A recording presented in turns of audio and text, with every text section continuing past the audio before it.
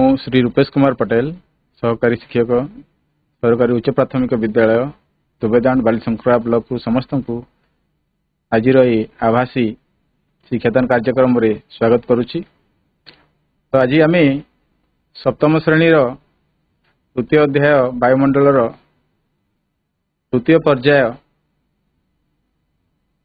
शिक्षादान विषय शिक्षादान आज करवा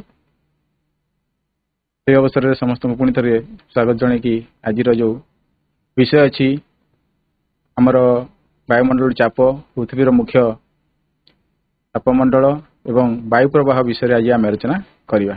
ठीक अच्छे ताहले आम एबे आलोचना आड़ को जीवा। आम आलोचना करने पूर्व जहाँ किसी पढ़ी से विषय किसी तीन प्रश्न मुझे रखुची। प्रश्न गुड़िक पचारि प्रश्न गुड़िक उत्तर देवाई चेष्टा करिया। जहाँ आम आगुरी जाचु से विषय ही प्रश्न अच्छी। ठीक अच्छे प्रथम प्रश्न अच्छी वायुमंडल क्या कहुए वायुमंडल क्या कहुए पृथ्वीर चतुर्दिगरे घेर रहितबा गैसीय बड़य को वायुमंडल कहुए। बहुत सुंदर उत्तर बहुत बहुत धन्यवाद। पहले द्वितीय प्रश्न आड़ को जीवा। वायुमंडल तापमात्रा को भित्ति करी वायुमंडल को केतोटी स्तर रे भाग करा जायछि से गुडिक कौन कौन? वायुमंडल तापमात्रा को भित्ति करी वायुमंडल को केतोटी स्तर रे भाग करा जायछि एवं से गुडिक कौन कौन? पांचटी भाग रे विभक्त करा जायछि। सेगुडिकर नाम हेउछि troposphere, stratosphere, mesosphere, thermosphere, exosphere. बहुत सुंदर उत्तर। तबे तृतीय प्रश्न आड़ को जीवा। पृथ्वी को केतोटी तापमंडल रे विभक्त करा जायछि ओ से गुडिक कौन कौन? पृथ्वी को ठीक अछि उत्तर जानि नबा। 5 भाग रे विभक्त करा जायछि माने हमर गुडिक उष्णमंडल, नातिशीतोष्ण मंडल एवं हिममंडल। एभଳି हिसाब रे हमर माने पृथ्वीर मोटामोटी भाव रे माने दक्षिण गोलार्ध एवं उत्तर गोलार्ध को लेकिन एमती 5टी मंडल रे विभक्त कराई जोटा कि मंडल, नातिशीतोष्ण मंडल एवं हिममंडल। ठीक अच्छे तेबे सब प्रश्नर समस्ते सुंदर भाव में उत्तर देछ बहुत बहुत धन्यवाद। एबे हमर आज जो शिक्षादान कार्यक्रम अच्छी से विषय से आड़ को जीवा। तो प्रथमे आम आलोचना करवा वायुमंडल चाप। वायुमंडल जेहेतु आम एबे उत्तर पाइले जे वायु थिबा सबु गैसीय पदार्थ गुडी को नेइकरी हमर वायुमंडल गठित होइछि। तो वायुमंडल गैसीय पदार्थ गुडी द्वारा जेहेतु गठित होइछि तो से गुडी हालुका हेले भी से गुडी ओजन अच्छी माने वायुर मध्य ओजन अच्छी। पृथ्वी को जो घेरी रही वायुमंडल से वायुमंडल पृथ्वी उपरे तार चाप बा तार प्रभाव पकाउछि तार ओजन अच्छी। जेकोसी ओजनिया वस्तु माने चाप पकई थाए फल जेहेतु वायुमंडल ओजन अच्छी तेणु वायुमंडल आमर पृथ्वी पृष्ठ भूपृष्ठ उपर चाप पकाए। खाली भूपृष्ठ नुह आम शरीर उपर वायुमंडल चाप पकई थाए। तेबे आमर जो शरीर मध्यस्थ विपरीतमुखी वायुचाप जो आमको जना पड़ना। आम शरीर भी जेहेतु वायुर चाप माने ऊपर पड़ुची एवं आमर जो शरीर आभ्यंतरीण चाप वायुमंडल को ठेलिकी रखुची तेणु आमको सहज आम अनुभव कर पारनु बा आमको जना पड़े ना। ठीक सेमती पृथ्वी पृष्ठ जो वायुर चाप पड़े जो आमर समुद्र पतन रे बा समुद्र उपर अंश वायुर चाप सर्वाधिक एवं स्थल भाग रे वायुर चाप टिके कम थाए। एवं वायुमंडल जो उच्चता धीरे धीरे पृथ्वी पृष्ठ जिते उच्च उच्च आड़ से जीव वायु से पतला होगी वायुर चाप ह्रास पाए। कारण पृथ्वी पृष्ठ को लगी रही जो वायु गुड़ाक अच्छी से विभिन्न प्रकार जल बाष्पर स्रोत धूलिकणा विभिन्न प्रकार जो पृथ्वीर माने गछ मान छाड़ुवा जल बाष्प बाष्प होता माने पानी बाष्प होता जल बाष्प एमती धूली कणा धुआं ये सब मिसिकी माने एठी तार ओजनटा बेसी थाए पृथ्वी पाखक लगी जो वायु स्तर अच्छी किंतु वायु स्तर जी ऊपर को बढ़ी बढ़ी जाए चाप से कमी कमी जाए। तो कौन स्थान तो वायुचाप आम क्या कहवा कौन स्थान 1 वर्ग सेंटीमीटर परिमित अंचल वायुमंडल शेष सीमा पर्यंत आम ଜାଣିଛୁ ବାୟୁ ଆମର ପୃଥିବୀ ପୃଷ୍ଠରୁ 1600 କିଲୋମିଟର ଉଚ୍ଚତା ଯାଏ ଅଛି। ତ ସେ ବାୟୁମଣ୍ଡଳ ଶେଷ ସୀମା ପର୍ଯ୍ୟନ୍ତ ବିସ୍ତୃତ ବାୟୁର ସ୍ତମ୍ଭର ଓଜନକୁ ବାୟୁଚାପ କୁହାଯାଏ। ଅର୍ଥାତ୍ 1 ସେଣ୍ଟିମିଟର ପରିମିତ ମାନେ 1 ସେଣ୍ଟିମିଟର, ଆମେ ସେଣ୍ଟିମିଟର ସ୍କେଲ ଦେଖିଥିବା, ସ୍କେଲରେ ଯୋଉ ସେଣ୍ଟିମିଟର ଥାଏ, ତ ସେଇ ସେଣ୍ଟିମିଟର ମାନେ ତାର ଗୋଟେ ବର୍ଗାକାର ମାନେ 1 ସେଣ୍ଟିମିଟର ଦୈର୍ଘ୍ୟ ପ୍ରସ୍ଥ ପରିମିତ ଓଜନ ବାୟୁର ଶେଷ ସୀମା ପର୍ଯ୍ୟନ୍ତ ଯୋଉ ଲମ୍ବ ଭାବରେ ଯଦି ଆମେ ତାକୁ ଲମ୍ବେଇବା, ଆଉ ସେଇ ଶେଷ ସୀମା ପର୍ଯ୍ୟନ୍ତ ଯୋଉ ବାୟୁ ସେଥିରେ ଆସିବ, ସେ ବାୟୁର ଓଜନକୁ ବାୟୁଚାପ କୁହାଯାଏ। ଏଠି ଆମେ ଚିତ୍ରରେ ମଧ୍ୟ ଦେଖୁଥିବା, ଚିତ୍ରରେ ଏଠି ମାନେ ସମୁଦ୍ର ଅଞ୍ଚଳରେ, ସମୁଦ୍ରର ଉପରିସ୍ଥ ଅଞ୍ଚଳରେ ବାୟୁର ଚାପ ଅଧିକ ଏବଂ ଆମର ଯୋଉ ସ୍ଥଳଭୂମି ଅଛି, ସ୍ଥଳଭୂମି ଅଞ୍ଚଳରେ ବାୟୁର ଚାପ କମି କମି ଯାଏ ବା ଏଠି ଟିକେ କମ ଥାଏ ସମୁଦ୍ର ପତନ ଠାରୁ।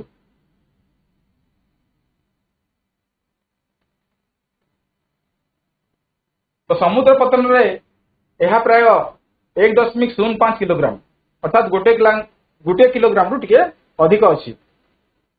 ବାୟୁର ଚାପ ତାପମାତ୍ରା ଦ୍ୱାରା ବିଶେଷ ଭାବରେ ପ୍ରଭାବିତ ହୋଇଥାଏ। ଯେହେତୁ ଆମେ ଜାଣିଛୁ, ପୂର୍ବ ଶ୍ରେଣୀ ମାନଙ୍କରେ ବି ପଢିଛୁ ଯେ ବାୟୁ ଯଦି ଉତ୍ତପ୍ତ ହୁଏ ତାହେଲେ ସେ ହାଲୁକା ହେଇଯାଏ ଏବଂ ତାର ଚାପ ମଧ୍ୟ କମିଯାଏ। ତ ତାପମାତ୍ରା ଦ୍ୱାରା ବିଶେଷ ଭାବରେ ଆମର ବାୟୁମଣ୍ଡଳ ପ୍ରଭାବିତ ହୋଇଥାଏ। ଉଷ୍ଣ ବାୟୁ ହାଲୁକା ହୋଇଯାଏ, ମାନେ ବାୟୁ ଯଦି ଗରମ ହେଲା, ସୂର୍ଯ୍ୟ କିରଣ ଯୋଗୁଁ ଗରମ ହେଲା, ତାହେଲେ ସେ ହାଲକା ହେଇଯାଏ। ହାଲକା ହେଲା ମାନେ ସେ ଉପରକୁ ଉଠିବ, ତେଣୁ ସେଠାରେ ବାୟୁ ଚାପ କମିଯାଏ। ମାନେ ବାୟୁ ହାଲକା ହେଲା ପରେ ଚାପ ମାନେ ନିଶ୍ଚୟ ଭାବରେ କମି କମି ଯିବ। କିନ୍ତୁ ଶୀତଳ ବାୟୁ ହେଉଛି ଓଜନିଆ, ତେଣୁ ବାୟୁର ଚାପ ଅଧିକ ହୋଇଥାଏ। ଯୋଉ ଶୀତଳ ବାୟୁ, ଯେକୌଣସି ଜିନିଷ ଯେତେବେଳେ ମାନେ ଆମେ ଖାଲି ବାୟୁ ନୁହଁ, ଯଦି ପାଣିକୁ ବି ଦେଖିବା, ପାଣି ଯେତେବେଳେ ଉତ୍ତପ୍ତ ହେଇଯାଏ ତାହା ଗ୍ୟାସୀୟ ଆକାରରେ ହାଲକା ହେଇକି ଉପରକୁ ଉଠେ। ଠିକ୍ ସେମିତି ବାୟୁ ମଧ୍ୟ ଯେତେବେଳେ ଗରମ ହେଇଯାଏ ତାର ଚାପ କମିଯାଏ ଏବଂ ସେ ଉପରକୁ ଉଠେ, ଏବଂ ଯେତେବେଳେ ଅଧିକ ଥଣ୍ଡା ହୁଏ ତାହା ଓଜନିଆ ହେଇଯାଏ ଏବଂ ତାର ଚାପ ଅଧିକ ହେଇଥାଏ। ତେଣୁ ଯେହେତୁ ଆମେ ବିଭିନ୍ନ ଋତୁ ଦେଇକରି ଗତି କରୁଛୁ, ତ ଗ୍ରୀଷ୍ମ କାଳରେ ତାପମାତ୍ରା ଅଧିକ ଥିବାରୁ ବାୟୁ ଚାପ କମ ଥାଏ ଏବଂ ତାର ଠିକ୍ ବିପରୀତ ଶୀତ ଋତୁରେ ଅଧିକ ମାନେ ଶୀତ ହେଉଥିବା କାରଣରୁ ବା ତାପମାତ୍ରା କମି ଯାଉଥିବା କାରଣରୁ ବାୟୁ ଚାପ ବୃଦ୍ଧି ହେଇଥାଏ।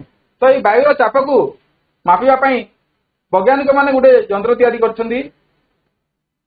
ତାର ନାଁ ହେଉଛି ବାରୋମିଟର ବା ଚାପମାନ ଯନ୍ତ୍ର, ଯାହାଦ୍ୱାରା କି ବାୟୁର ଯୋଉ ଚାପ, ବାୟୁର ଯୋଉ ପ୍ରେସରକୁ ଆମେ ମାପି ଥାଉ, କେତେ ପରିମାଣର ବାୟୁର ଚାପ ପୃଥିବୀ ପୃଷ୍ଠରେ ବା ଆମ ପୃଥିବୀ ଉପରେ ପଡୁଛି।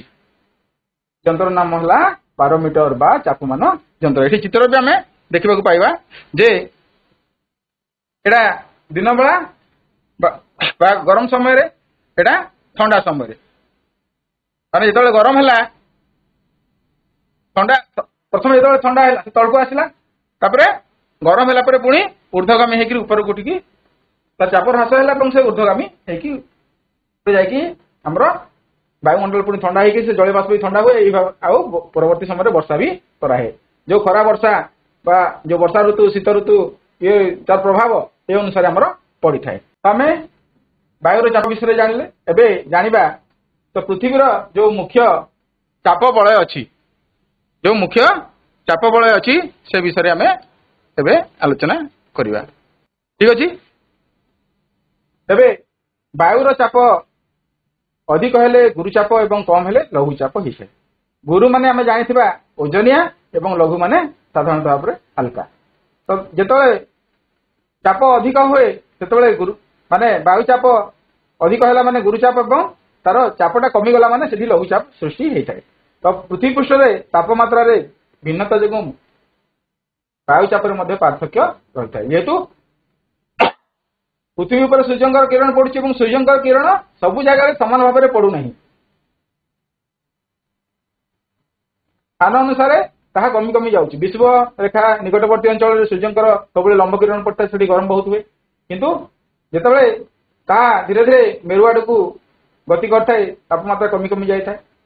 ତ ସେଇ ହିସାବରେ ପୃଥିବୀର ବିଭିନ୍ନ ସ୍ଥାନର ଯୋଉ ତାପମାତ୍ରାର ତାରତମ୍ୟ ଦେଖାଯାଇଥାଏ, ଯାହାଫଳରେ କି ବାୟୁ ଚାପରେ ମଧ୍ୟ ପାର୍ଥକ୍ୟ ରହିଥାଏ। এই ଦୃଷ୍ଟିରୁ ପୃଥିବୀକୁ 7ଟି ଚାପ ବଳୟରେ ବିଭକ୍ତ କରାଯାଇଛି। तो ये आम चित्र देखुवा चित्र आमर जदि आम मझी आरंभ करवा ताहले एठी निरक्ष लघुचाप वलय तापरे यदि ऊपर को जीवा उत्तर गोलार्ध आड़ को उपक्रांत गुरुचाप वलय एवं जोड़ा कि आमर निरक्ष लघुचाप वलय विषुव रेखा ठारू उभय पटे 5 डिग्री लेखा अंचल से लघुचाप वलय सृष्टि होता है। तापरे उपक्रांतीय लघुचाप वलय जोटा कि 25 डिग्री रु 35 डिग्री उत्तर अक्षांश मध्य सृष्टि होता है और उपमेरुदेशीय लघुचाप वलय जोटा कि 60 डिग्री रु 70 डिग्री आमर से अंचल होता है से अक्षांश मध्य एवं उत्तर मेरुदेशीय गुरुचाप वलय जोटा कि 80 डिग्री रु 90 डिग्री भितर सृष्टि होता है। ठीक से भाया आमर तल को दक्षिण दिगरे मध्य 25 डिग्री रु 35 डिग्री दक्षिण अक्षांश उपरे उपक्रांतीय गुरुचाप वलय एवं 60 डिग्री रु 70 डिग्री दक्षिण आमर अक्षांश उपरे आमर उपमेरुदेशीय लघुचाप वलय एवं 80 डिग्री रु 90 डिग्री भितर दक्षिण मेरुदेशीय गुरुचाप वलय सृष्टि होता है। ये भाव में आमर मोटामोटी पृथ्वी रे आमर 7टी चाप वलय अच्छी। तो प्रथम आलोचना करबा आमे आमर निरक्ष लघुचाप वलय जोटा कि विषुव रेखार उभय पटे 5-5 डिग्री अंचल लघुचाप वलय देखा जाए। तो निरक्ष वृत्तर उभय पार्श्व 5 डिग्री समाख्या रेखा मध्य वर्ष सारा सूर्यंकर किरण लंब भाव में पड़ी था फल एठारे तापमात्रा निश्चय अधिक रही वायुचाप ह्रास पाए। तापमात्रा बढ़ला माने वायुचाप माने ऑटोमेटिक ह्रास पाई था। तो यह निरक्ष लघुचाप वलय कह जाए। एठारे वायुमंडल सब शांत एवं चलन शून्य तेणु यह निरक्ष शांत वलय कह जाए। ये अंचल प्राय प्रतिदिन वृष्टिपात होता है। आम देखुवा आम अंचल भी जो दिन बहुत सकाले गरम होता है ऊपर बेला निश्चय वर्षा हुए जेतु से अंचल माने बहुत गरम हुए गरम है माने परिवेश तार संतुलन रक्षा करने माने प्रतिदिन ऊपर बेला से अंचल प्राय प्राय वर्षा होता है जेतु सेठी आमर लघुचाप वलय जोटा कि शांत एवं चलन शून्य तेणु यह निरक्ष शांत वलय कह जाए। या मन रखा परीक्षा प्रश्न आसीपे निरक्ष शांत वलय विषय वर्णना कर कहीकि जोटा कि आमर निरक्ष लघुचाप वलय कह जाउछि।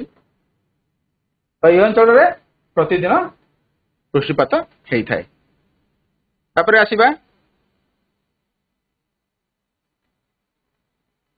आमर उपक्रांतीय गुरुचाप वलय जोटा कि एठी आम देखा पाउथिबा उभय गोलार्ध उपक्रांतीय गुरुचाप वलय। तो यहाँ आमर निरक्ष अंचल ऊर्ध्वगामी वायु उभय गोलार्धर मेरु आड़ को गति करे जेहेतु एठी आमर लघुचाप वलय है एठी वायुर चाप ह्रास है वायु चाप ह्रास है माने वायु ऊपर को उठिब तो ऊपर को उठला माने कौन हम ना ये उपक्रांतीय गुरुचाप वलय निरक्ष लघुचाप वलय को माने पवन गति करिथाए फल यह प्रसारित हो शीतल हो भारी हुए एवं यही भारी वायु कौन हुए ना उभय गोलार्ध प्राय 25 डिग्री रु 30 डिग्री समाख्या रेखा मध्य निम्नगामी हुए अर्थात यही अंचल जो पवन बहिक गला वायु हल्का है ऊर्ध्वगामी होकर से जो वायु से हल्का है तो गुरुचाप अंचल ये लघुचाप अंचल को वायु आसला तो से स्थान पूरण करने पुणी आमर निरक्ष लघुचाप वलय कौन है ना वायु से गला जो माने तापमात्रा युक्त वायु बा उष्ण वायु से प्रवाहित है प्रवाहित है जिते से कौन करुना किसी माने से 25 डिग्री 35 डिग्री पर्यंत से जो अंचल को पहुंचुची से कौन हो धीरे धीरे ठंडा भारी हो जाए भारी है फल कौन हुए से वायु कौन हुए निम्नगामी हुए एठी एई जो वायु एठू गला एई वायु जो एठू आसिला एठी कौन हला ना से ठंडा हला परे वायु जेहेतु ठंडा हले निम्नगामी हुए उत्तप्त हेले ऊर्ध्वगामी हुए तो सेठी पहुंचला परे सेठी कौन हला ना निम्नगामी हला जेहेतु से दूर अतिक्रमण कला परे ठंडा हला पर तार ओजन बढ़िबो भारी हुए एवं भारी वायु उभय गोलार्धर प्राय 25 रु 35 डिग्री समाख्या रेखा मध्य निम्नगामी हुए सेठी तलकू आसे फल ए अंचल गुरुचाप सृष्टि हुए जोटा कि 25 डिग्री 35 डिग्री समाख्या रेखा से अंचल उभय गोलार्धर सेठी कौन हुए ना गुरुचाप सृष्टि हुए यह आम कौन कही था उपक्रांतीय गुरुचाप बलय यह कह जाए कौन ना उपक्रांतीय गुरुचाप बलय यह अंचल वायु सर्वदा निम्नगामी जेहेतु से निरक्षीय लघुचाप बलय अंचल से जाऊँगी गरम है आठी पहुंचला से हल्का होची जेतु हल्का है माने निश्चय तलकू खसब तेणु से अंचल वायु सर्वदा निम्नगामी एठारे वायुर पार्श्व प्रवाह न थाए माने जेहेतु से तलकू जाऊँगी निम्नगामी होची निम्न को गति करता है तेणु तार पार्श्व प्रवाह अर्थात एपट सेपट तार प्रवाहित हो न थाए तेणु यह उपक्रांतीय शांत बलय कह जाए जेहेतु वायु कुआड़े इे साड़े एपटे सेपटे प्रवाहित न होकर निम्नगामी होता है एवं सेठी वायुमंडल अति शांत तार पार्श्व प्रवाह नथिबा पार्श्व विभिन्न माने बाम डाहाण पार्श्व को से गति कर कारण तार पार्श्व प्रभाव न थाए एणु ताकू आउ गोटे कौन कह जाए ना उपक्रांतीय शांत बलय कह जाए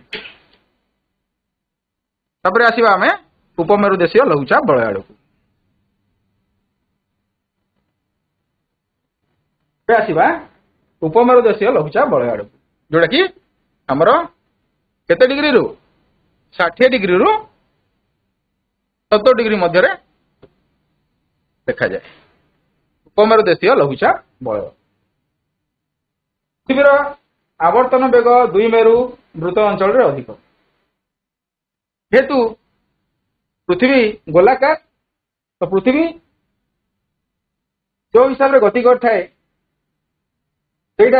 आमर विषुव अंचल विषुव रेखा अंचल तार बेगटा कमी जाए तो मेरु अंचलटा आमर समाख्या रेखा गुड़िक कमी कमी जाए तार परिधि कमी कमी जाए तो सेठी अधिक बेगरे गति करिवार हमकु जना पड़े माने 2 मेरु वृत्त अंचल अधिक तो यही कारण उभय गोलार्धर 60 रु 70 डिग्री समाख्या रेखा मध्य वायु क्रांतीय अंचल आड़ को विक्षिप्त हो जाए माने जेहेतु पृथ्वीर कौन होची ना 60 डिग्री रु 70 डिग्री समाख्या रेखा मध्य वायु कौन करे ना क्रांतीय अंचल आड़ को विक्षिप्त हो जाए ये जो क्रांतीय अंचल अच्छी ये अंचल आड़ को हो जाए जेहेतु लघुचाप बलय अच्छी आम लघुचाप मान कौन हालुका वायु से वायु चाप कम तेणु से कौन हुए ना वायु गुड़िक वायु क्रांतीय अंचल आड़ को विक्षिप्त हो जाए अर्थात बिछे पड़े बा से आड़ को जाए फलतः यही अंचल वायु पतला हो लघुचाप सृष्टि करे फल कौन हुए ना एठी वायु पतला होकर लघुचाप सृष्टि करता है उपमेरु देशीय लघुचाप बलय कह जाए उपमेरु देशीय लघुचाप बलय कह जाए तो बुझीगला माने उपमेरु देशीय जो लघुचाप बलय अच्छी पृथ्वी आवर्तन बेग मेरु अंचल जेहेतु अधिक यही कारण उभय गोलार्धर 60 डिग्री रु 70 डिग्री समाख्या रेखा मध्य वायु कौन हुए ना क्रांतीय अंचल आड़ को विक्षिप्त होता है फल यही अंचल वायु पतला ही लघुचाप सृष्टि होता है यह उपमेरु देश क्रांतीय अंचल बोले जो आम पढ़ीचु आमर मकर क्रांति कर्कट क्रांति तो यही कारण सेठी कौन हुए ना लघुचाप सृष्टि हुए यह उपमेरु देशीय लघुचाप बलय कह जाए तापर आसीबा आमे लघुचाप बलय पुणी आसीबो कोन ना गुरुचाप बलय एठी ऊपर को आमे देखिबा एठी तो उत्तर मेरु एवं दक्षिण मेरु ये अंचल कौन होइछ ना मेरु देशीय गुरुचाप बलय सृष्टि होता है तो मेरु अंचल जेहेतु सर्वदा बर्फाच्छन्न माने वर्षर अधिकांश समय बर्फाच्छन्न रहे वर्ष सारा कहले भी चले ଅତ୍ୟୁକ୍ତି ହେବ ନାହିଁ ବର୍ଷ ଜାଳ କହିଲେ ମଧ୍ୟ। ତେଣୁ ସେଠି ବାୟୁ ଶୀତଳ ଓ ଓଜନିଆ, ଯେହେତୁ ସେଠି ବାୟୁର ଚାପ ଅଧିକ, ବାୟୁ ଥଣ୍ଡା, ଆଉ ଅତ୍ୟଧିକ ଥଣ୍ଡା କାରଣରୁ ବାୟୁ ଅଧିକ ଶୀତଳ ଏବଂ ତାହା ଅନ୍ୟାନ୍ୟ ତାପବଳୟ ତୁଳନାରେ ଅଧିକ ଓଜନିଆ, ଫଳରେ ଏଠାରେ ଗୁରୁଚାପ ସୃଷ୍ଟି ହୋଇଥାଏ। ତ ଉତ୍ତର ଗୋଳାର୍ଦ୍ଧରେ ଏହା ଉତ୍ତର ମେରୁ ଦେଶୀୟ ଗୁରୁଚାପ ବଳୟ ଏବଂ ଦକ୍ଷିଣ ଗୋଳାର୍ଦ୍ଧରେ ଏହା ଦକ୍ଷିଣ ମେରୁ ଦେଶୀୟ ଗୁରୁଚାପ ବଳୟ ନାମରେ ପରିଚିତ। ଏଠି ଆମେ ଚିତ୍ରରେ ଦେଖିବାକୁ ପାଇଲେ ଯେ ଉତ୍ତର ମେରୁ ଦେଶୀୟ ଗୁରୁଚାପ ବଳୟ ଏବଂ ଦକ୍ଷିଣ ମେରୁ ଦେଶୀୟ ଗୁରୁଚାପ ବଳୟରେ ସେ ପରିଚିତ। এইଥିଲା ଆମର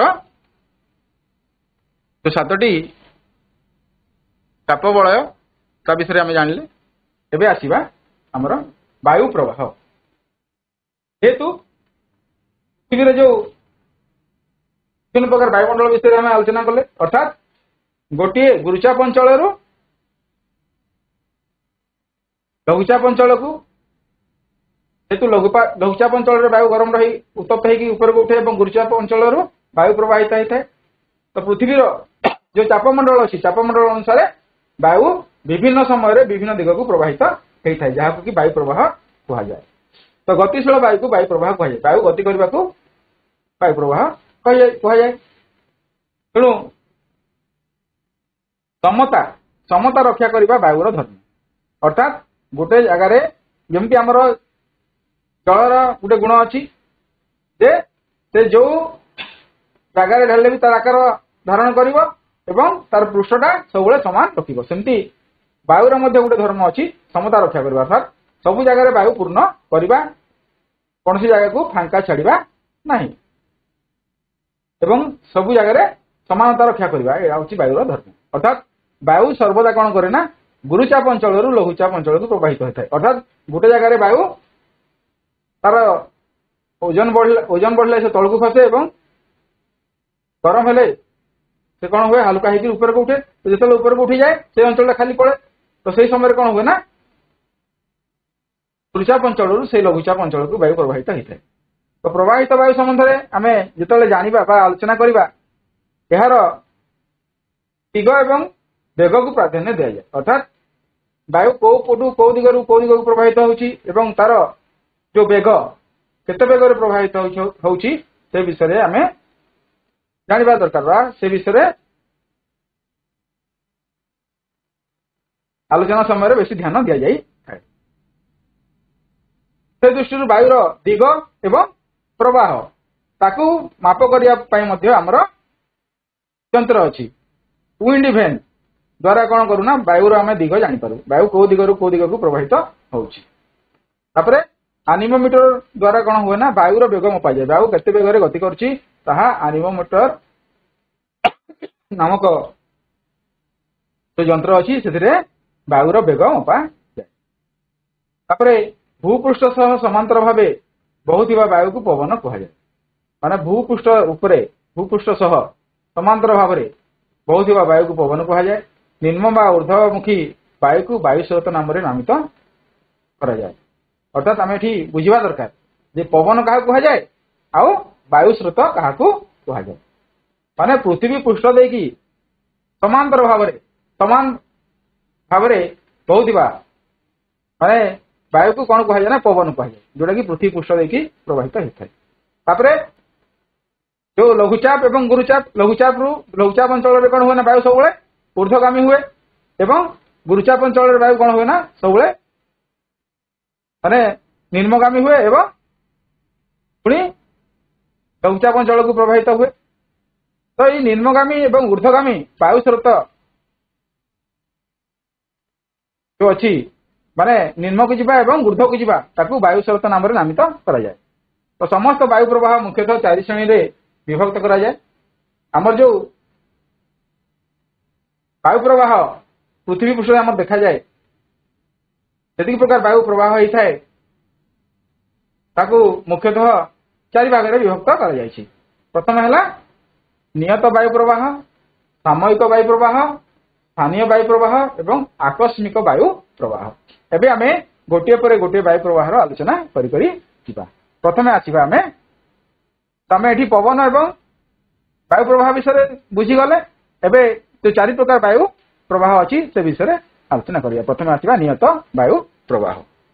एठी चित्र भी हम देखा पाउथिबा जे पृथ्वीर प्रायतः सबु बळे सबु अंचल रे वायु प्रवाह चली नियत वायु प्रवाह हो पारे, सामयिक वायु प्रवाह हुए हो पारे, स्थानीय वायु प्रवाह हो पारे, आकस्मिक वायु प्रवाह हो पारे।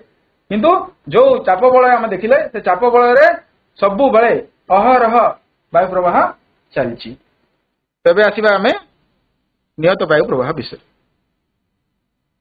नियत वायु प्रवाह तो गुरुचा बलय लघुचा बलय को नियमित प्रवाहित वायु को नियत वायु प्रवाह कहा जाए। अर्थात आमे एठी आलोचना पूर्व कर सारी जे एठी निरक्ष लघुचा बलय एवं उपक्रांतीय गुरुचा बलय तापरे पुणी आहुरी 4टी बलय अच्छी। एठी नियत वायु जो आलोचना करिबा आमे गुरुचा बलय लघुचा बलय को नियमित प्रवाहित वायु को नियत वायु कहा जाए। यही वायु प्रवाह स्थायी अटे अर्थात सबु बळे सबु समय रे ए वायु प्रवाह चली निरंतर। एथिरे एबे तार प्रवाह बंद हुए नहीं। आयन वायु, पश्चिमा वायु, मेरु वायु यही श्रेणीर वायु प्रवाह माने हमर जो पृथ्वी पृष्ठ जो वायु प्रवाह हुए ताकू विभिन्न नामत कराई। आयन वायु, पश्चिमा वायु, मेरु वायु यही श्रेणीर वायु प्रवाह अटे। तो उपक्रांतीय गुरुचा बलय निरक्ष लघुचा बलय को प्रवाहित वायु को आयन वायु कहा जाए। अर्थात एठी आमे निर्दिष्ट स्थान रे जो वायु प्रवाह हुए ताकू नियत वायु कहा जाए आयन वायु कहा जाए। माने कोठ पर्यंत उपक्रांतीय गुरुचा बलय निरक्ष लघुचा बलय को अर्थात एठी उपक्रांतीय गुरुचा बलय अच्छी सेठू आम तीर चिन्ह माने चित्र देखा पाउथिबा केमती माने उपक्रांतीय गुरुचा बलय निरक्ष लघुचा बलय एवं माने उत्तर पटे मध्य एवं दक्षिण पटे मध्य उपक्रांतीय गुरुचा बलय निरक्ष लघुचा बलय को वायु प्रवाह होउची। एहाकू आयन वायु कहा जाए। तापरे पृथ्वीर आवर्तन जो यह उत्तर गोलार्धरे उत्तर पूर्व दिगरु एवं दक्षिण गोलार्धरे दक्षिण पूर्व दिगरु प्रवाहित होता है। जेहेतु पृथ्वी पश्चिम रु पूर्व को गति करुच्ची तेणु कौन हुए ना यही वायु उत्तर गोलार्धरे उत्तर पूर्व दिगरु एटा उत्तर एवं पूर्व दिगरु उत्तर गोलार्धरे उपरटा उत्तर गोलार्ध तो उत्तर पूर्व दिगरु से निरक्ष लघुचा बलय को प्रवाहित होउची एवं दक्षिण गोलार्धरे कौन होउची ना दक्षिण पूर्व दिगरु एटा आम देखुवा ये दक्षिण पूर्व दिगरु से कौन होउची निरक्ष लघुचा बलय को प्रवाहित जहाँ कि आम आयन वायु कहा जाए।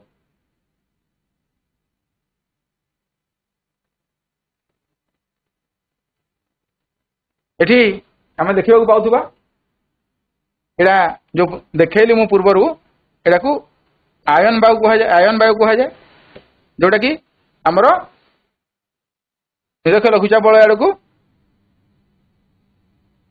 प्रवाहित होउची। ठीक सेमती आमर उत्तर गोलार्धरे उपक्रांतीय गुरुचा बलय उत्तर गोलार्धरे उपक्रांतीय गुरुचा बलय एठी उपक्रांतीय गुरुचा बलय उपमरु देशीय लघुचा बलय को प्रवाहित वायु को पश्चिमा वायु कहा जाए। एठी आम देखुवा पश्चिमा वायु तो ये कौन होना आमर उपक्रांतीय गुरुचा बलय उपमरु देशीय लघुचा बलय को प्रवाहित वायु को पश्चिमा वायु कहा जाए। एटा माने उत्तर गोलार्धरे मध्य एवं आमर दक्षिण गोलार्धरे मध्य ताकू पश्चिमा वायु कहा जाए। अर्थात जो माने गुरुचा बलय उपमरु देशीय लघुचा बलय को प्रवाहित वायु को पश्चिमा वायु कहा जाए। तो पृथ्वीर घूर्णन जो एठी मध्य पृथ्वीर जो घूर्णन जो एठी मध्य कौन होइছে ना यह उत्तर गोलार्धरे दक्षिण पश्चिम दिगरु एठी देखुबा एटा दक्षिण आमर एपटा हला दक्षिण एटा दक्षिण एटा तळटा दक्षिण एवं एटा पश्चिम दक्षिण पश्चिम दिगरु सेटा कौन होउछि ना प्रवाहित होउछि एवं दक्षिण गोलार्धरे यह कौन होउछि ना उत्तर पश्चिम दिगरु माने प्रवाहित होउछि। तेणु यह को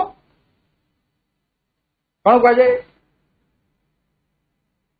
पश्चिम दिगରୁ प्रवाहित होउची जेहेतु एठी भी मध्य पश्चिम दिगରୁ प्रवाहित होला एठी मध्य तार आरंभटा पश्चिम दिगରୁ होला माने दक्षिण पश्चिम एवं उत्तर पश्चिम सेथिबाई यार ना कौन दिया ना पश्चिम दिगରୁ प्रवाहित हुए एवं यार बेग दिग माने कौन हुए ना परिवर्तनशील यार यही वायुर बेग दिग परिवर्तनशील अर्थात परिवर्तन होता है तेणु यह परिवर्तनशील पश्चिम वायु कह जाए परिवर्तनशील पश्चिम वायु कह जाए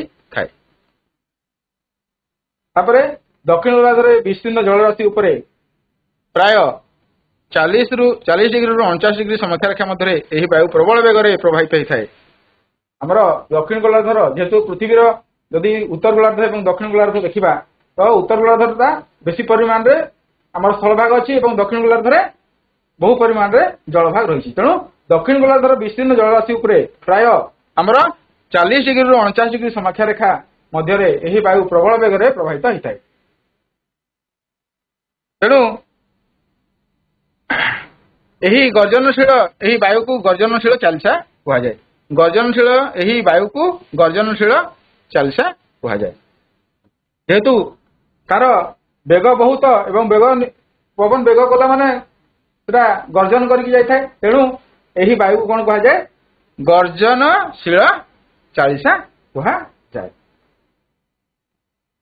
तो उभय गोलार्धर मेरुदेशीय गुरुचा बलयु उपमेरुदेशीय लघुचा बलय को प्रवाहित वायु को मेरु वायु कह जाए एठी आम देखुवा एटा मेरु वायु माने उत्तर गोलार्ध एवं दक्षिण गोलार्ध माने मेरु वायु तो मोटामोटी भाव में आम आयन वायु विषय जानले पश्चिमा वायु विषय जानले एबे मेरु वायु विषय जानिबा माने उत्तर गोलार्ध जोटा अछि हमर एटा उत्तर मेरुदेशीय जो वायु बा मेरु वायु जोटा कि कौन हुए ना उत्तर गोलार्ध मेरुदेशीय गुरुचा बलय रु उपमेरुदेशीय लघुचा बलय को वायु प्रवाहित हुए अर्थात ये उत्तर गोलार्ध कौन हुए ना आमर उपमेरुदेशीय लघुचा बलय एटा है उपमेरुदेशीय लघुचा बलय रु माने उपमेरुदेशीय लघुचा बलय को प्रवाहित वायु को मेरु वायु कह जाए अर्थात एठी जेहेतु लघुचा बलय सृष्टि होउची एवं मेरु अंचल में मेरुदेशीय गुरुचा बलय होउची तो सब बेले गुरुचा बलय रु लघुचा बलय को वायु प्रवाहित हुए तो सही समय ये कौन हुए ना मेरुदेशीय गुरुचा बलय रु आमर उपमेरुदेशीय लघुचा बलय आड़ को वायु प्रवाहित होता है ठीक सेमती दक्षिण गोलार्ध आमर उपमेरुदेशीय लघुचा बलय आड़ को आमर दक्षिण मेरुदेशीय गुरुचा बलय वायु प्रवाहित होता है जहाँ कि आमर मेरु वायु कह जाए यही वायु को मेरु वायु कह जाए तो यह उत्तर और दक्षिण गोलार्ध यथाक्रमे उत्तर पूर्व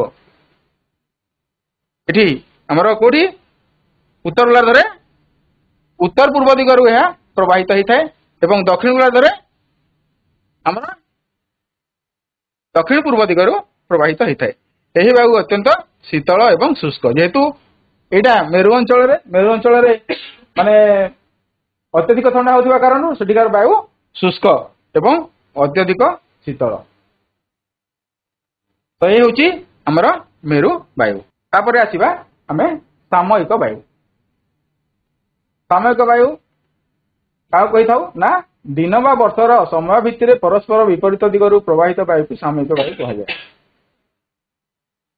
माने गोटे दिनर हो बा वर्षर समय भित्तिर समय अनुसार परस्पर विपरीत दिगरु प्रवाहित वायु को सामयिक वायु कह जाए तो समुद्र वायु एवं स्थल वायु एवं मौसुमी वायु प्रवाह यार उदाहरण आमर जो सामयिक वायु कथा कहुची जोटा कि समुद्र वायु स्थल वायु एवं जो मौसुमी वायु प्रवाह आम देश में मौसुमी वायु भी प्रवाह हुए समुद्र वायु भी प्रवाह हुए एवं स्थल वायु प्रवाहित होता है ये सब मुख्यतः यही वायु प्रवाह को सामयिक वायु प्रवाह कह जाए समुद्र उपकूलवर्ती अंचल में समुद्र वायु और जलवायु मान स्थल वायु अनुभूत हुए जेहेतु आम ओडिशा समुद्र को लगिक रही ओडिशा जो ओडिशार समुद्र उपकूलवर्ती अंचल बा जिते भी पृथ्वी रे विभिन्न अंचल अच्छी जोटा कि समुद्र अंचल बा समुद्र उपकूलवर्ती अंचल सेठी समुद्र वायु एवं स्थल वायु अनुभूत होता है। आम जाचु जे सूर्यंकर जो किरण पड़े पृथ्वी पर जेहेतु स्थल भागटा शीघ्र गरम हुए और जल भाग विलंब गरम हुए और स्थल भाग शीघ्र शीतल हुए ठंडा हुए और जल भाग डेरी ठंडा हुए। तेणु दिन बेला और राति बेला चित्र माध्यम आम बुझा बुझा केमती माने वायु प्रवाह दिन बेला हुए और वायु प्रवाह राति होता है। एठी आम चित्र देखुवा एठी दिन बेला कौन होना जेहेतु स्थलभाग शीघ्र गरम होती समुद्र अंचल को माने माने गरम है ऊपर को उठला एवं से स्थान खाली है खाली होगा द्वारा कौन है समुद्र अंचल वायु प्रवाह है। ठीक सेमती राति माने स्थलभाग शीघ्र ठंडा होगा कारण कौन है ना सेठी वायु ठंडा है पुणी एटी गरम होता समुद्र अंचल जोटा कि लघुचाप माने गरम वायु से अंचल वायु हालुका होकर ऊपर उठला आ स्थान को पूरण करने स्थल भाग पवन प्रवाहित है। यही भाव में आमर समुद्र वायु अनुभूत होता है। तापरे आमर यही प्रभाव प्राय 25 किलोमीटर माने समुद्र उपकूलवर्ती अंचल 25 किलोमीटर पर्यंत अनुभूत होता है। ठीक सेमती राति बेला आम बुझीगले दिन और राति केमती प्रभावित होचे। तापरे आम जानी साधारणतः दक्षिण और दक्षिण पूर्व एशिया रे मौसुमी वायु प्रभावित होता है। यह एक ऋतुकालीन वायु अर्थात वर्षा ऋतु से समय आमर ये प्रभावित होता है। ग्रीष्म काल में एशिया भूखंडर आभ्यंतर अंचल उत्तप्त ही लघुचाप हुए आमर एशिया भूखंड जोटा कि आम देश अच्छी तेणु दक्षिण थी विस्तृत जलभाग वायु स्थल भाग प्रभावित होता है। अर्थात दक्षिण पूर्व एशिया आमर भारत दक्षिण अच्छी आउ तार पूर्व आड़ को जो दक्षिण पूर्व एशिया अंचल को माने जलभाग स्थल भाग को प्रभावित है जेहेतु स्थल भाग में लघुचाप सृष्टि होता है और समुद्र पटु ठंडा वायु प्रभावित होता है। यह दक्षिण पश्चिम दिगर प्रभावित हो दक्षिण पश्चिम मौसुमी वायु भाव में परिचित। शीत ऋतु आमर शीत ऋतु एवं ग्रीष्म ऋतु विपरीत परिस्थिति सृष्टि अर्थात जलभाग उपर लघुचाप बल और स्थल भाग उपर गुरुचाप सृष्टि होता है। तेणु स्थल भाग शुष्क वायु जल भाग आड़ को प्रभावित होता है जहाँ उत्तर पूर्व मौसुमी वायु आम कही था। स्थानीय वायु प्रवाह अंचल भितर वर्षार निर्दिष्ट समय प्रवाहित वायु को स्थानीय वायु प्रवाह कहुए। से भितर लू चिकुन काल बैशाखी आदि यही श्रेणी वायु प्रवाह अटे। ये काल बैशाखी आम देखुवा काल बैशाखी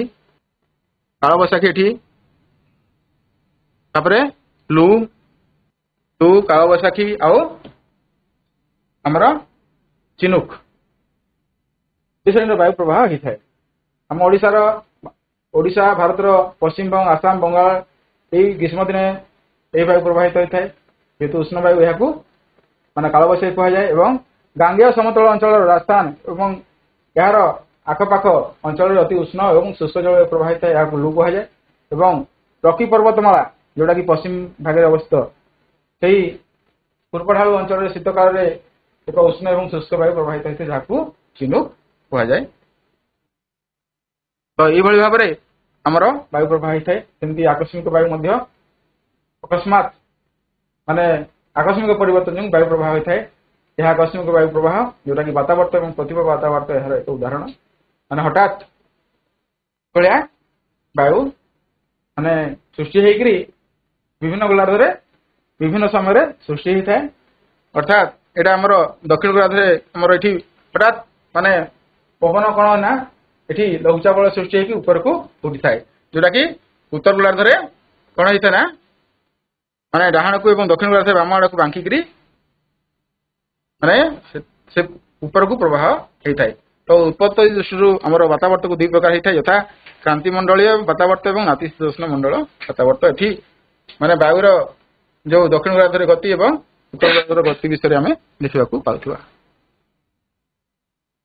ठीक सेमती प्रतिभा वातावर्त तार विपरीत अवस्था कौन स्थान में वायुचाप हठात वृद्धि पाई लघुचाप केन्द्र सृष्टि हुए। यही लघुचाप केन्द्र वायु धीरे धीरे चारिआडे पाखर अल्प चाप अंचल आड़ को प्रभावित है उत्तर गोलार्ध वायु ଡାହାଣକୁ ବାଙ୍କି ଯାଇକରି ଘଣ୍ଟା ଘଣ୍ଟା ଘୂର୍ଣ୍ଣନ ଦିଗ ଏବଂ ଦକ୍ଷିଣ ଗୋଲାର୍ଦ୍ଧରେ ବାମକୁ ବାଙ୍କି ଯାଇକି ଘଣ୍ଟା ଘଣ୍ଟାର ବିପରୀତ ଦିଗରେ ପ୍ରବାହିତ ହୋଇଥାଏ। ତ ପ୍ରତିକୂଳ ବାତାବର୍ତ୍ତ ଯୋଗୁଁ ପାଗ ଶୁଖିଲା ରହେ ଓ ଆକାଶ ମେଘମୁକ୍ତ ହେଇଥାଏ।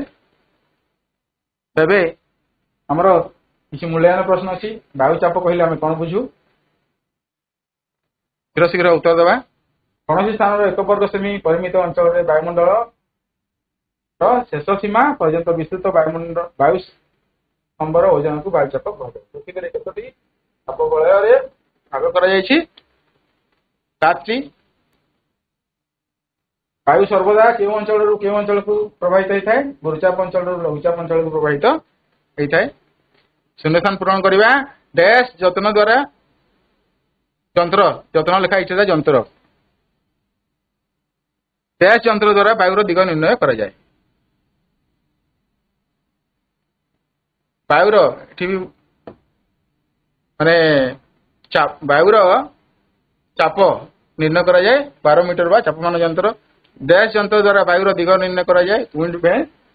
ଡ୍ୟାଶ ଯନ୍ତ୍ର ଦ୍ୱାରା ବାୟୁର ବେଗ ମପାଯାଏ ଆନିମୋମିଟର। ଏ ଭାବରେ ଆମର ସ୍ତମ୍ଭ ମିଳନ ଅଛି। 0 ଡିଗ୍ରୀରୁ 5 ଡିଗ୍ରୀ ସମାକ୍ଷା ରେଖା ତାକୁ କଣ କୁହାଯାଏ? ନା ନିରକ୍ଷ ଲଘୁଚାପ ବଳୟ। 25 ଡିଗ୍ରୀରୁ 35 ଡିଗ୍ରୀ ସମାକ୍ଷା ରେଖା ଉପକ୍ରାନ୍ତୀୟ ଗୁରୁଚାପ ବଳୟ। 60 ଡିଗ୍ରୀରୁ 70 ଡିଗ୍ରୀ ଉପମେରୁ ଦେଶୀୟ ଲଘୁଚାପ ବଳୟ। 80 ଡିଗ୍ରୀରୁ 90 ଡିଗ୍ରୀ ସମାକ୍ଷା ରେଖା ମେରୁ ଦେଶୀୟ ଗୁରୁଚାପ ବଳୟ। ଏବେ କିଛି ଗୃହ କାର୍ଯ୍ୟ ଅଛି। ଗୃହ କାର୍ଯ୍ୟକୁ ଆମେ ଘରେ କରିକିରି ଆମର ବିଷୟ ଶିକ୍ଷକ ଶିକ୍ଷୟିତ୍ରୀକୁ ଦେଖେଇବା। ଧନ୍ୟବାଦ।